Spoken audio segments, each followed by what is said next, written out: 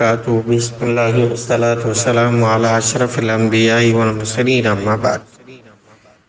اللہ کے نبی صلی اللہ علیہ وسلم کا باقاعدہ جنازہ یا کوئی جماعت اس بارے میں کوئی حدیث نہیں ملتی ہے، بلکہ ایک من گھڑت موضوع حدیث لوگ بیان کرتے ہیں کہ اللہ کے نبی صلی اللہ علیہ وسلم کا جنازہ خود اللہ رب العزت نے پڑھایا تھا۔ حالانکہ اس کے لیے دلیل کی ضرورت ہے کہ اللہ تعالیٰ نے ایسا کیا تھا۔ اللہ نے اگر ایسا کیا اور نبی صلی اللہ علیہ وسلم انتقال کر گئے تو بھائی تمہیں بتایا کس نے؟ کہ فرشتے نازل ہوئے جنہوں نے یہ بات تمہیں بتائی ہے،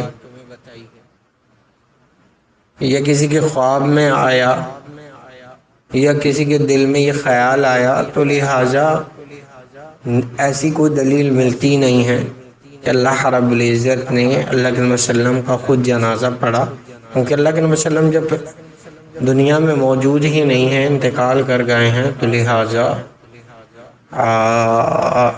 یہ دلیل مندھڑک اور موضوع نظر آتی ہے۔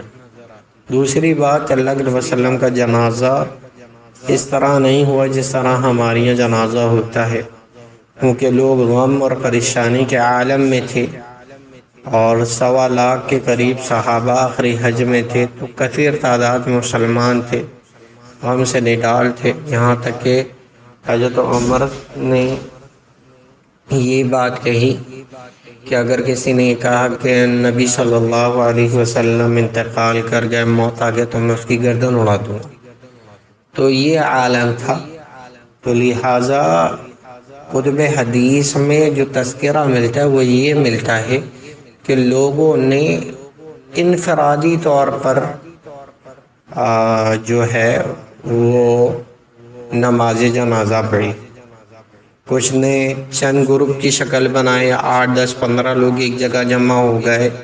کچھ لوگ دور دراز تھے، وہاں خبر پہنچی تو انہوں نے غائبانہ نماز جنازہ کیا۔ تو اس طرح اللہ کے نبی صلی اللہ علیہ وسلم کا نماز جنازہ ہوا۔ اور اسی طرح سیرت کے متعلق نہیں ہے، دفن یا کفن، غسل، یہ ساری تفصیلات اگر آپ بہتر سمجھیں اور انشاءاللہ یہ آپ کے لیے فائدہ مند ہے تو آپ رحیق المختوم ایک کتاب ہے، عربی میں بھی ہے اور اردو میں بھی موجود ہے، اور PDF بھی گوگل پہ موجود ہے، تو آپ اس کا مطالعہ کر لیں۔ اس میں اللہ کے نبی صلی اللہ علیہ وسلم کی پوری زندگی اور تمام معاملات کے بارے میں تفصیل و حدیث کے ساتھ بیان کیا گیا ہے۔ واللہ اعلم۔